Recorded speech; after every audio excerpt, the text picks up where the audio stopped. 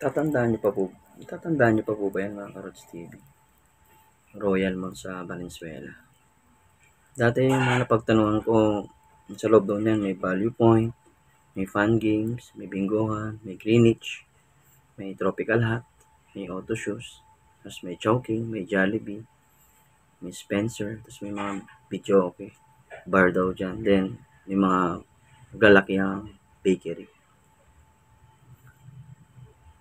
Ngayon, ko na lang po yan eh. Pure Gold na.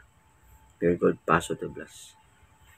Kung nadadaan kayo ng NLEX, dadaanan nyo yan. Yung Pure Gold, dating Royal Mall. Ngayon, makikita mo lang siguro sa mga history book. Bigla din nawala yung Royal Mall. Sa mga legit na taga Valenzuela, alam na alam yan dahil lagi sila dyan. Yung iba dyan na tumatambay, yung iba namamasyal. Ngayon, naging Pure Gold na siya. Sa taas ng Pure Gold, may mga sinihan na. May Mercury, sa mga bilihan ng mga laruan, mga tsinelas, paggawa ng mga cellphone.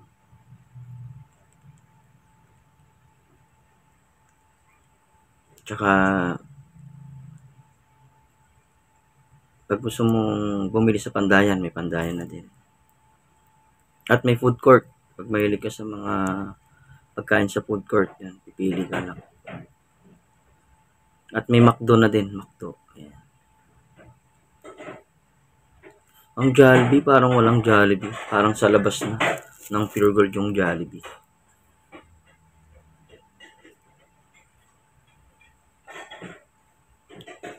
Tsaka pag pumasok ka yung bilihan dun sa Pure Gold, meron ng bilihan. Pag gusto mo mag-grocery, punta ka lang dun sa loob. Marami kang pagpipilian. Tapos meron na rin bilihan ng mga laptop, CCTV sa loob ng Pure Gold. At isa yun sa pinakamalaking Pure Gold sa Valenzuela. Ayun yung napupuntahan ko pag may bibilin ako. Yan, kasi yung school namin malapit lang dun sa Pure Gold Paso de Blas. So, pag papunta ka ng norte, Baguio, yan. Tarlac, nadadaanan yun. So, may baba lang siya ng NLEX. Yan, sa may Paso de Blas, Valenzuela City. Ang Royal Mall, hindi ko na naabutan eh. Bali, Pure Gold na yung naabutan ko. Kaya nagtatanong lang ako kung ano yung mga nasa loob. Yan, sa mga natunuan ko naman, yung iba nandun pa din naman. Yan, marami daw, hindi ko lang kung totoo, maraming mga inchik na nagnegosyo daw doon sa Royal Mall. Comment down below po kung naabutan nyo din yung Royal Mall dito sa Valenzuela. Ingat!